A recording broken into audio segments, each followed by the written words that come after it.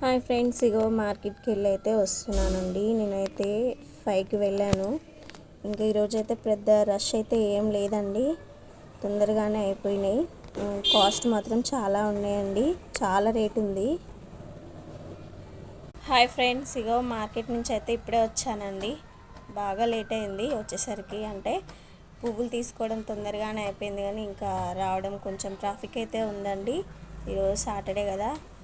ఇంకా ఫ్రెండ్స్ చాలామంది వీడియోస్ అయితే పెద్దగా చూడట్లేదు, వ్యూస్ వస్తే అస్సలు రావట్లేదండి.